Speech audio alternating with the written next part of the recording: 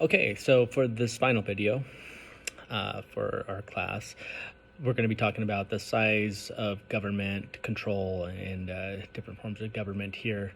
After watching the video, the two videos, and listening to some of the history of governments, going back with Greece and Rome and France, I was actually the most interested in learning about France. And after they got rid of the monarchy with Louis XVI and how the new French government came into control the country, the Jacobins and the I can't remember the other ones, but under Robespierre and some of those guys, that's the one that really stuck out to me, because they called themselves a republic, but what did they really mean? Did the people actually have control? Could they vote?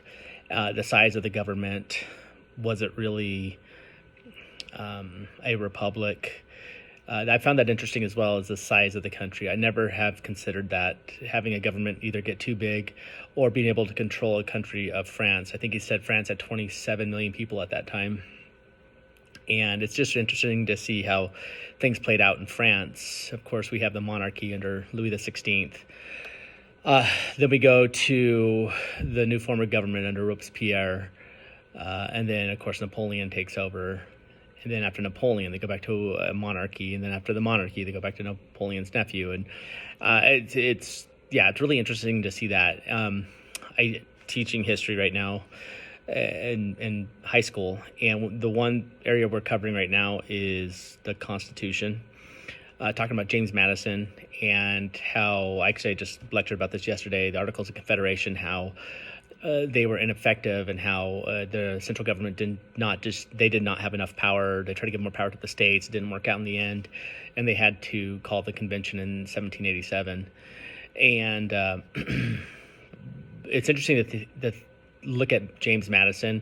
He had read over 100 books on different forms of government, and he went off of this to see what they could actually form and what they could actually do here. I find it really, really fascinating. Again, when France was brought up, I never ever had thought about France in this example. And that was the one I actually went to go research, and I want to research some more on this. I've known about Robespierre. I've studied about him. I've read about him. I know quite a bit about Napoleon. But outside of those two, I don't know much about the actual government formation during that time. But it's interesting to think how the United States, we declared our independence, France helped us, and then how our ideas of independence went to France, and they had a revolution just like we had. And this happened after we had our Constitution. I also, again, going back to our Constitution, I know I'm jumping all over the place, but I want to talk about James Madison and the Federalist Papers, how it was John Jay and Alexander Hamilton. Hamilton and Madison at the time were considered the two best minds in America, basically the smartest people, and how they had to write about this because there was people that were against the Constitution. And if I recall correctly, I think it's Patrick Henry is one of them. How they wanted to basically keep the same form of government, which is interesting because it was really ineffective.